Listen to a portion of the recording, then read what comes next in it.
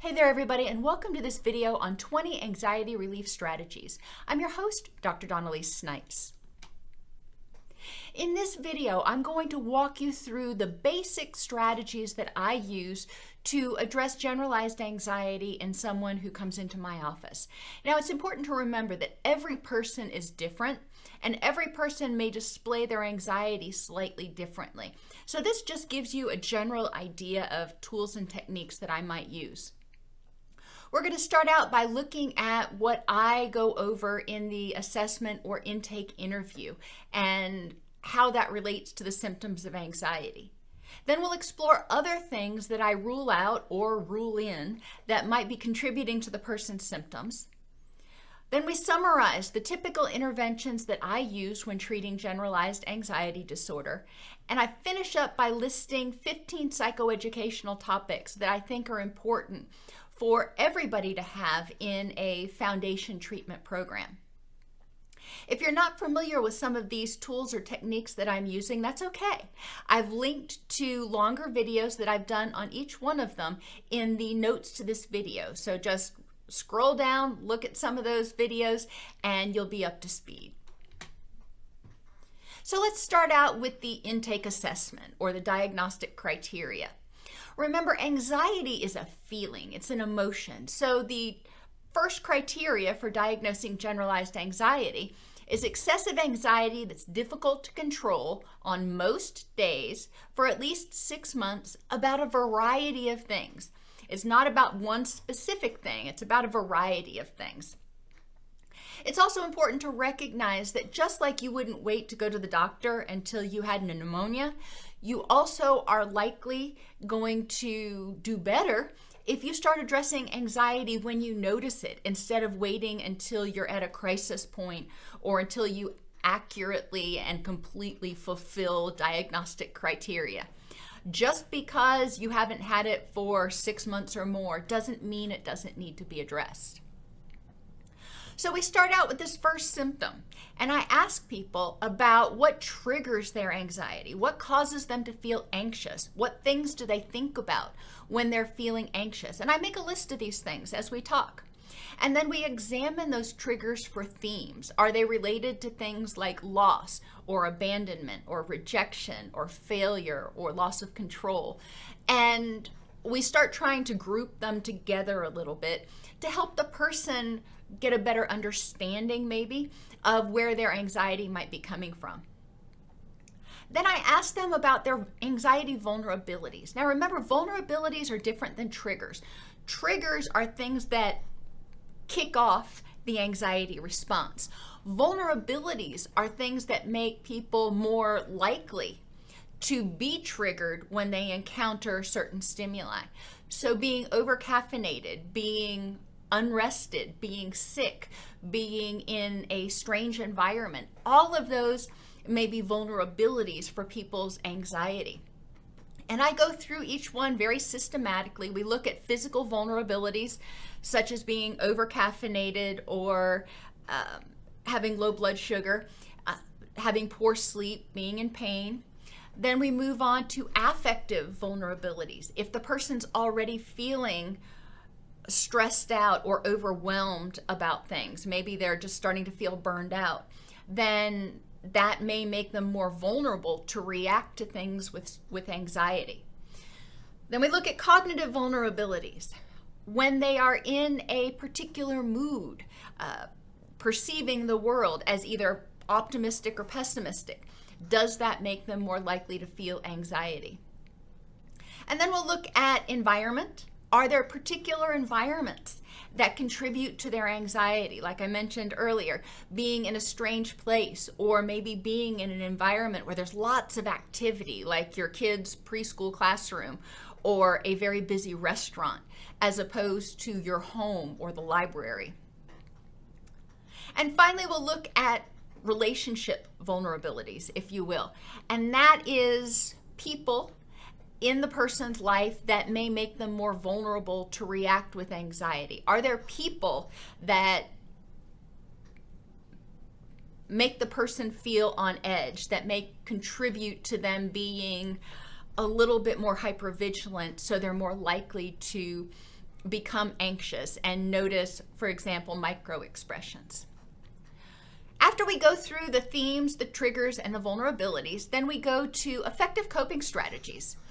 What is the person doing right now that helps them? Either a little bit, kind of take the edge off their anxiety, or maybe it helps them relieve their anxiety, even if just for 5, 10 minutes, 30 minutes. Those are things that we can build on, and that helps me understand the types of tools that might be effective for that person. The next characteristic or criteria for diagnosis of anxiety disorder is feeling restless, keyed up, or on edge.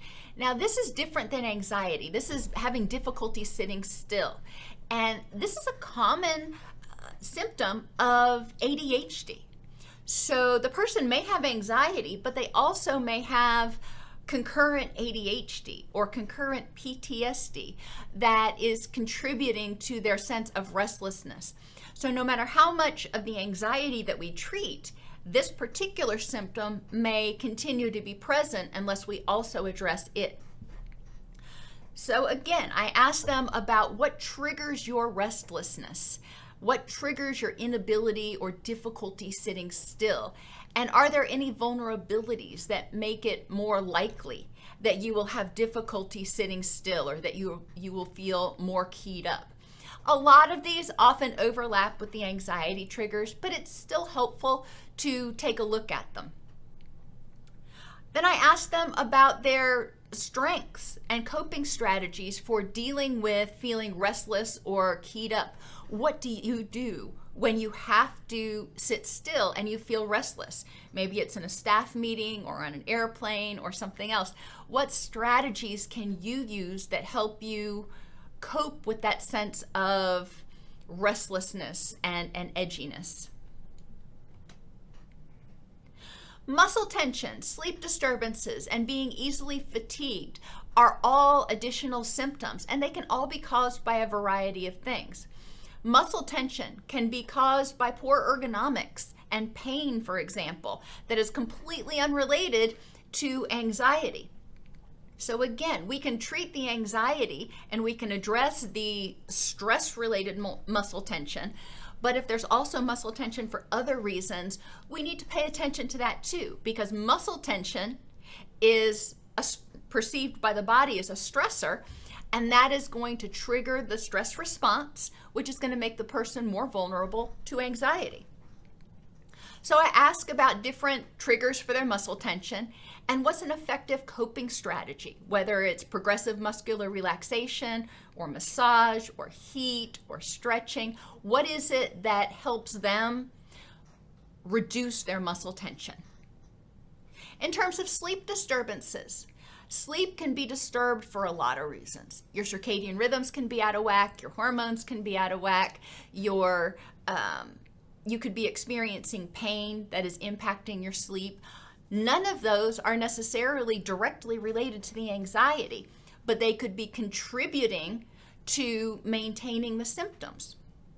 So I ask about what are triggers for sleep disturbances. For example, watching particular movies before going to sleep or checking their email before going to sleep, and what vulnerabilities exist for sleep disturbance. What things make you more likely to have difficulty going to sleep? And what are some effective sleep strategies that the person currently uses? Sleep hygiene is a big focus of early treatment for, dare I say, just about every disorder that I treat. Because when a person is sleep deprived, when they're not getting good quality sleep, it contributes to a whole bunch of symptoms, physical symptoms, cognitive thinking symptoms, emotional symptoms, as well as emotional lability and difficulty regulating their emotions. So sleep strategies are important, and I generally provide people in the initial intake a link to a video on sleep hygiene and a handout on sleep hygiene so they can evaluate their own sleep. And then if they're easily fatigued, why is this? Is it because they're not getting good sleep? Okay, that could be it. Is it because their nutrition is poor? If you're not getting good B vitamins, or if you're stressed all the time so your body can't use the food that you are eating nearly as effectively, or if you're eating foods that don't provide all the nutrients for your body to make energy available, then nutrition may be a cause of fatigue or a contributor to your fatigue over and above fatigue caused by poor sleep and being anxious or stressed out all the time. Tension can contribute to fatigue.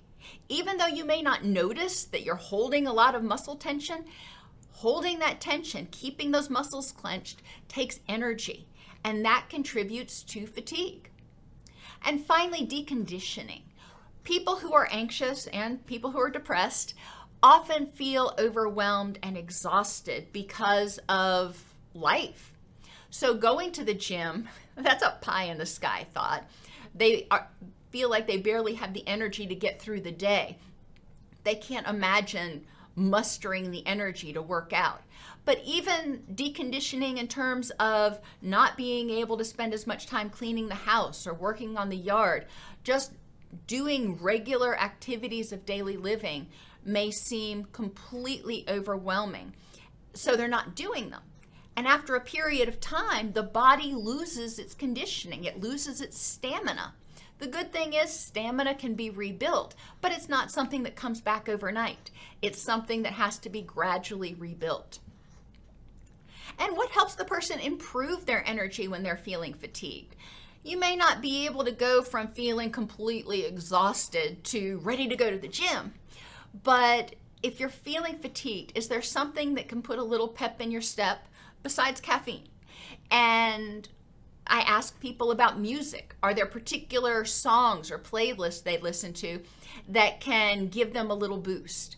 Music can actually help increase dopamine and norepinephrine, which make energy more available to us. So music's one. Maybe deep breathing, or just getting up and moving around, or going outside into bright light. Those are all tools or techniques that help some people get a little bit of energy. Like I said, it's not going to be a panacea, but we want to look at any strategies that work for the person at least a little bit, and then we can build on those. 2 more criteria for anxiety disorder include difficulty concentrating or your mind going blank, and irritability. When you're stressed, when you feel anxious, you've got that fight or flight system going on. You've got your brain in rescue mode, if you will. So your brain is paying more attention to all the threats because it doesn't feel safe. It's paying attention to more things that are going on around you because it doesn't feel safe, which means if you're in an environment where there's a lot of distractions, maybe in a busy restaurant or even at work, if you work in a open area with lots of other people moving around, it may be more difficult to maintain your train of thought because you're thinking, and then all of a sudden your hypervigilance makes you go over here to pay attention to that person that just walked in, or over there to pay attention to Sally who just dropped something on the floor. And then you completely lose your train of thought. So it's important for people to recognize when they're feeling anxious, what environments, what situations, what conditions make them more vulnerable to having episodes where they can't concentrate or their mind goes blank, and what can help them. A lot of people find that in this particular situation, having noise-canceling headphones on, sitting in a quiet environment at work, maybe at a carrel or in a private office, can help them focus more effectively. And what effective coping strategies do they have to help them deal with this difficulty concentrating and their mind going blank? Making lists is a big one. If they have a bunch of stuff to do at work, but they've got a lot of anxiety, it may be hard to remember, okay, what is it that I've got to do next? But if they make lists, that can help them keep track and follow along with what they need to do. And irritability is that sense of being short-tempered, if you will. And it's important for people to recognize what makes them irritable. Irritability is sort of, you can think of it as a mild form of anger. And anger, just like anxiety, is a response to a threat. When a person feels anxious, when a person feels exhausted, when a person feels vulnerable for some reason, then they're more likely to respond to any sort of outside input, especially stressful outside input, with irritability. It's like, I just can't take one more thing, go away. It's important for people to recognize that and recognize what their triggers are for irritability. When they're when they're anxious, what things tend to trigger their short fuse, if you will, and what makes them more likely to be triggered. For example, being too hyped up on caffeine, or being exhausted, or being in pain. Then I move on to ruling out. No matter how much work a person does on their anxiety and their thoughts and cognitions about their anxiety, if there are underlying physical issues or other mental health issues that aren't being addressed, there's only so much progress the person can make. It's important to recognize that people are not just a bunch of independent parts. Everything interacts. So if somebody's in pain, physical pain, that's going to trigger their stress response, which is going to make them more vulnerable to anxiety. In order to make them less vulnerable to anxiety, helping them address anxiety is great, but we also have to address that pain so the stress response system, the HPA axis, isn't always turned on. We want to rule out thyroid imbalance, hyper or hypothyroid, estrogen fluctuations, Lyme disease, nutritional deficiencies, food sensitivities, excess caffeine or stimulants, and that can come from the form of energy drinks or diet pills or other herbs that somebody may be taking that have stimulatory effects. Medication side effects. Some medications have in their list of side effects can contribute to anxiety. It's important to recognize that. When serotonin gets too high, for example, it can contribute to anxiety. Some people, when they start taking antidepressants, feel anxiety for the first couple of days because all of a sudden their body's being exposed to more serotonin than it was prior to taking the medication. Now, eventually it all balances out, but it's important to recognize that that is a potential side effect. Alcohol and benzodiazepine withdrawal also contribute to feelings of anxiety. Now, alcohol-related anxiety tends to be much shorter than benzodiazepine withdrawal. When you withdraw from alcohol, usually it's 2 or 3 days that the person experiences high blood pressure, increased anxiety, etc. And then things start to level out. I'm not going to say their anxiety goes away, but it levels out quite a bit. With benzodiazepines or anti-anxiety medications, it can take a lot longer for the anxiety to go away. A lot of people also experience rebound anxiety when their anti-anxiety medication starts to leave their system. So if they're taking a short-acting anti-anxiety medication, it may start helping them feel better real quick. But then as it starts to leave their system, their anxiety rebounds and it feels like it's even stronger than it was before they took the pill in the first place.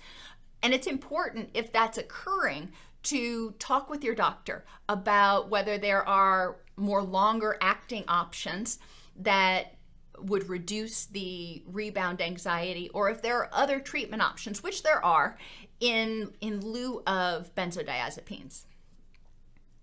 Pain, as I mentioned, can also contribute to keeping that stress response, that HPA axis, turned on, keeping the person hypervigilant. When you're in pain, you tend to be kind of guarding because you don't want to hurt anymore. You don't want to get injured anymore. And it can make people more likely to respond with anger or anxiety. So we do need to address pain, whether it's chronic pain like from fibromyalgia or intermittent pain like from frequent migraines. We still need to address what's going on. For people who have intermittent pain, they can also experience anxiety because they dread having another episode. For people with chronic pain, they can have anxiety related to the chronic pain, worrying that it's going to get worse and worrying that it's going to keep them from having the life they want. PTSD, post-traumatic stress disorder, has a lot of anxiety-related symptoms. However, people can have both generalized anxiety as well as PTSD. PTSD symptoms are focused mainly around triggers, reminders of the trauma, whereas generalized anxiety, the anxiety is about more things.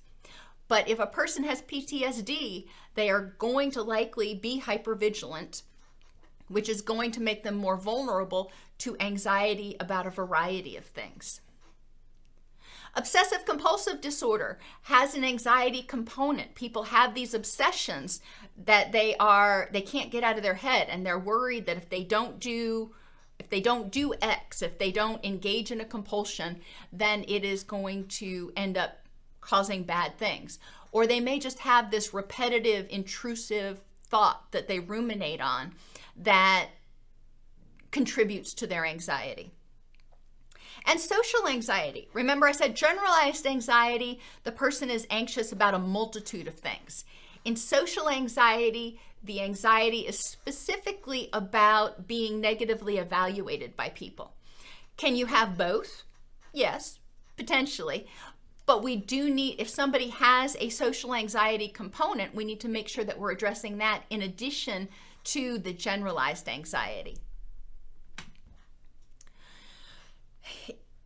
The general treatment flow that I go through with generalized anxiety.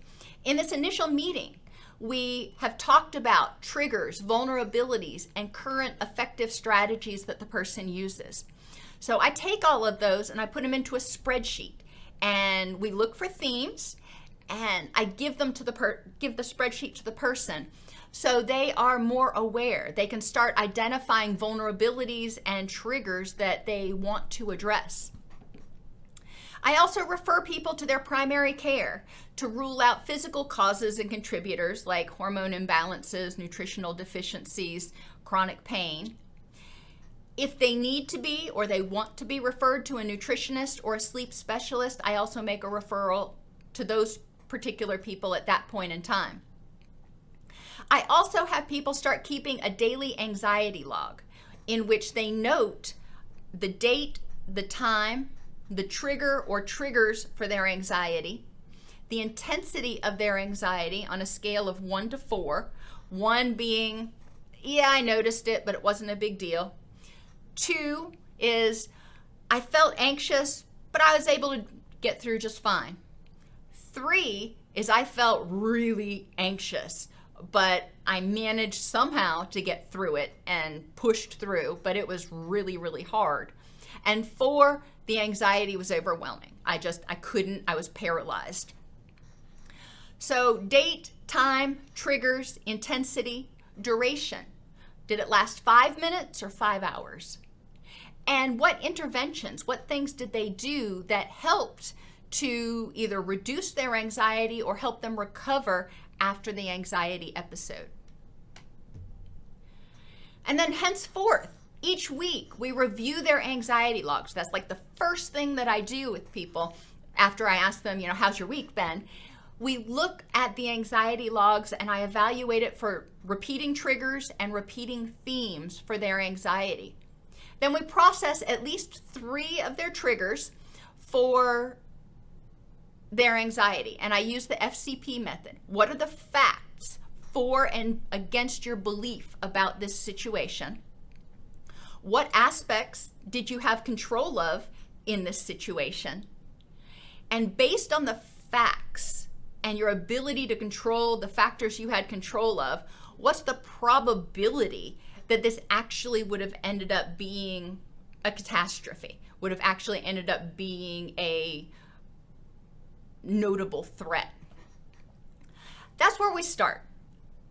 A lot of times helping people move away from emotional reasoning into factual reasoning gives them a sense of new perspective and a greater sense of mastery over the situation. They may not feel like they can control it yet, but they're feeling like they have a better understanding. Eventually, as we go through the treatment process, people will learn about cognitive restructuring, dialectics, living in the and, purposeful action, and hardiness, and will apply each one of those tools as they learn them when we process their triggers. I also look at their anxiety logs for potential vulnerabilities, and I identify mitigation strategies, include setting and maintaining boundaries, assertiveness, and trigger management. So for example, if one of their common triggers was interacting with their boss or interacting with their sister-in-law, then I would say, okay, what mitigation strategies could we use? How can you effectively set and maintain healthy boundaries and manage this trigger in a meaningful way? May not be able to completely prevent the anxiety, but how can we help you move from a 4, where you're completely paralyzed by your anxiety, to a 3, where you can get through it. It sucks, but you can get through it. And then eventually we'll get down to a 1. We discuss what tools have been effective in the past week. It's really important, in my mind, to help people identify and build on their strengths and realize the power that they already have, realize the resources that they already have that they may be taking for granted. And then I provide a video, handout, and worksheet on a particular psychoeducation topic. And it's important for a lot of people to have a video that kind of explains it and walks them through it, and then a handout or worksheet to apply it. Why do I do this for in-between sessions? Because I feel that people's money is best spent when they're in session with me actually processing stuff. The psychoeducation component, I think, is something, in most cases, is something that people can spend their time learning between sessions. I don't want to waste their money lecturing them when they could watch a video on it. I want to spend their time in session actually using what they've learned and applying the information. So the psychoeducation topics that I think are important for everybody to learn about. The function of anxiety, its connection to the stress response, and the impact of fight or flight on perception and problem solving. And I mentioned that several times in this video, that when we're in fight or flight mode, we don't pay attention to the good stuff. We are actually more aware of more of the threats in the environment because we are on high alert, so to speak, which means we tend to perceive the world as more dangerous. And because of all that, because of the glutamate and the norepinephrine and everything else in our brain, it makes it harder to think clearly. Our brain has tunnel vision, adrenaline haze, whatever you want to call it, that is geared towards helping us fight or flee, not think about all the possible options and problem solving. So until people can get into what Linehan called the wise mind, until people can get out of that high anxiety state, it's going to be difficult to problem solve. Then we talk about distress tolerance skills, which are the skills that people need when they feel anxious to help them remember that they can tolerate the distress so they don't feed into it by saying, oh my gosh, this is going to overwhelm me, I'm not going to be able to handle it. These distress tolerance skills help people feel more empowered even in the face of anxiety and can help them get into their wise mind. We talk about circadian rhythms and sleep hygiene because it's so important for developing new skills, for learning new things, as well as for helping the HPA axis, the threat response system, recover, that people are getting good quality sleep. Then I talk about nutrition and neurotransmitter support. What we eat is broken down to make neurotransmitters, to make hormones, to repair the body. So if we're eating like crap, we're probably going to feel like crap. A lot of people want to get straight down to the nitty-gritty of how can I improve my serotonin, my dopamine, my norepinephrine. And ultimately, everything is in a fine balance. So if one goes up, one happy chemical goes up, the other ones are likely going to go up too. But that requires a healthy diet. For example, making serotonin, to break down tryptophan, we need to have vitamin B, we need to have calcium, we need to have zinc, we need to have iron, we need to have tryptophan itself. And then to break down, it goes from tryptophan to 5-HT, then to break that down even more, we need even more vitamins and minerals. So it's important that people understand the importance of a healthy diet, but also understand the regular foods that they can eat to support their body's ability to make those neurotransmitters, like spinach and bananas and cocoa and tea and colorful vegetables. It's not anything that's really weird, wild, and radical. Next, we talk about mindfulness, the difference between focused mindfulness, so you're focusing on something like a candle flame, or open awareness mindfulness, where you're walking through a park, for example, and you're not focusing on any one thing in particular. You're just noticing, quote, everything as you walk down the path. That open awareness encourages you to be mindful, be in the moment, instead of thinking, instead of being in your own head. And then mindfulness in terms of the self-scan. Mindfully scanning your head, heart, and gut, so to speak. How am I feeling emotionally? How am I feeling physically? What am I needing emotionally? What am I needing physically right now? The next lesson is on compassion and loving kindness. Developing compassion for yourself as well as other people. A lot of times anxiety comes from fears of being rejected, fears of being criticized, fears of not being good enough. And sometimes that comes because your own inner critic is just harsh and hateful. So developing self-compassion, recognizing that it's okay to be imperfect, can be helpful to encourage people to move towards self-acceptance as opposed to self-abandonment.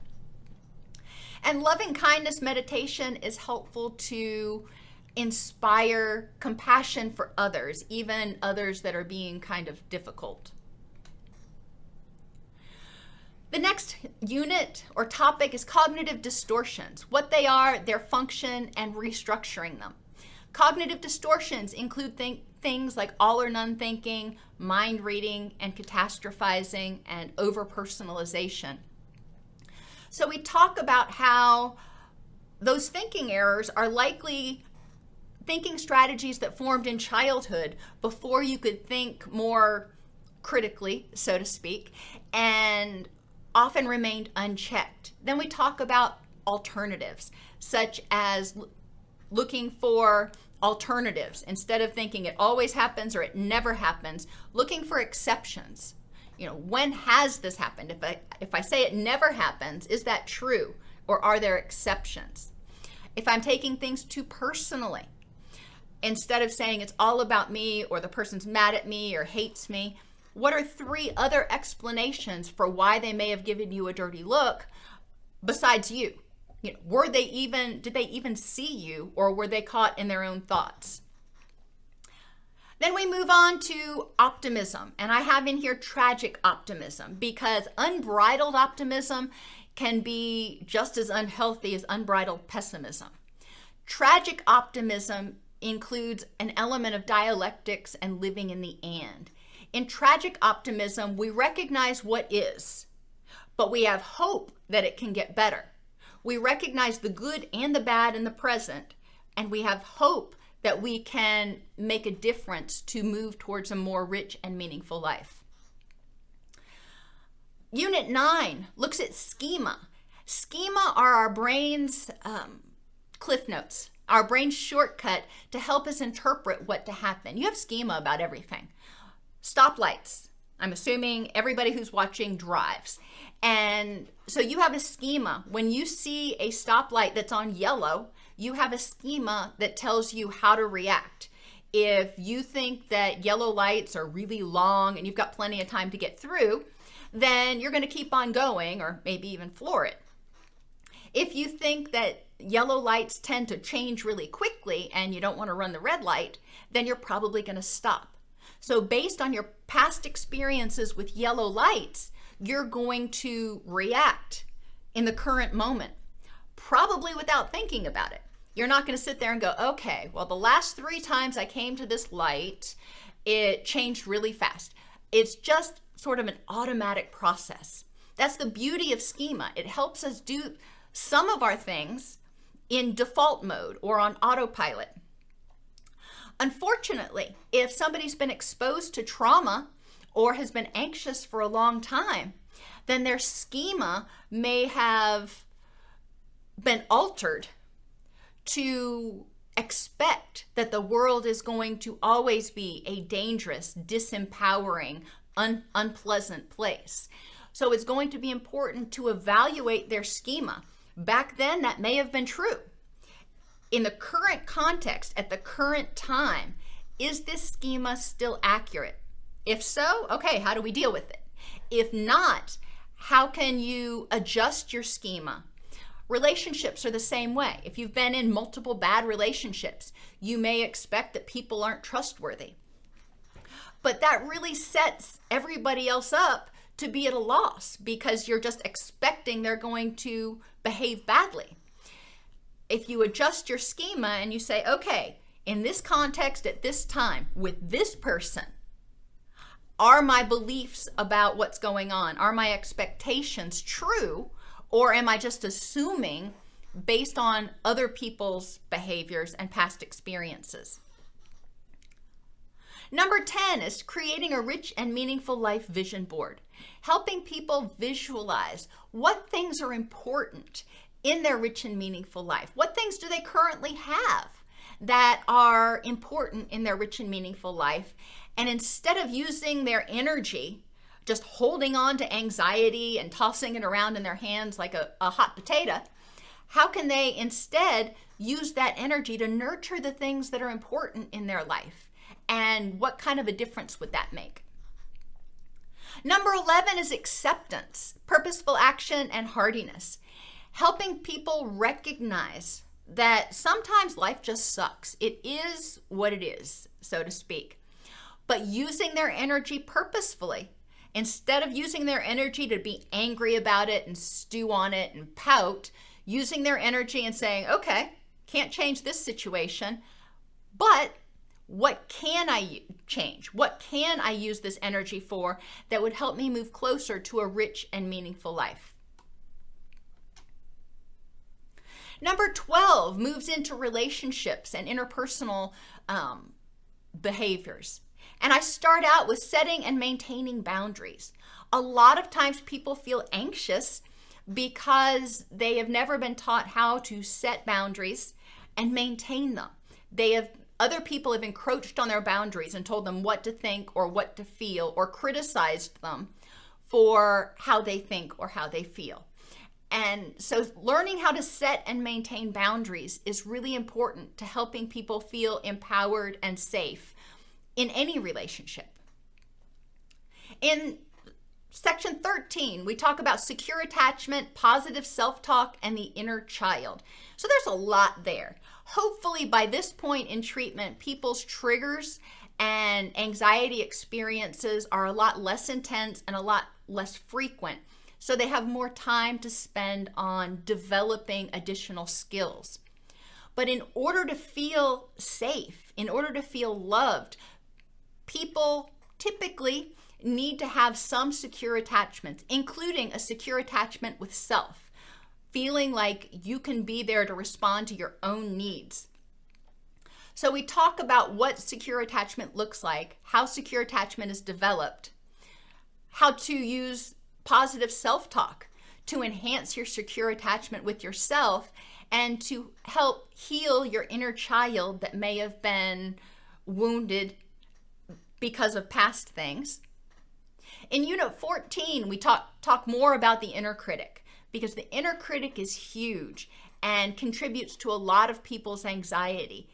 The inner critic may bring up past stuff. Remember back then, you failed, you're going to fail again, which can trigger anxiety. Or the inner critic can bring up anticipatory things. You think you're going to be able to do this, you're going to fail, and then this is what's going to happen, and the sky is going to fall. So getting that inner critic under control is really important. In 15, we talk about listening without defensiveness, because defensiveness is a anxiety, anger, threat reaction. When people feel like they're being criticized, or when people feel like others don't necessarily agree with them, the automatic reaction for a lot of people is to feel threatened and to get defensive. So we talk about how to hear other people's opinions, maintain your own boundaries, and not get defensive. You don't have to agree with them, but it's important to be able to listen. And then finally, in Unit 16, we talk about assertiveness. In order to feel safe and empowered, which is what you need to do to feel not threatened, to feel less anxious, it's important to be able to assertively communicate your thoughts, wants, and needs. So we talk about any barriers to assertiveness and how to assertively communicate what you need to others while still respecting their boundaries and maintaining yours. That gives you a general overview of the types of things that I go through in a 12 to 16 week treatment program with somebody who presents with generalized anxiety. Now remember, every individual is different, so I may add things like a unit on abandonment anxiety or a unit on grief and loss for people based on what the themes of their anxiety triggers are. But the skills that I have already gone over, the skills that I've highlighted in this presentation, I think are essential foundational skills for anybody to prevent anxiety and to deal with it when it does happen.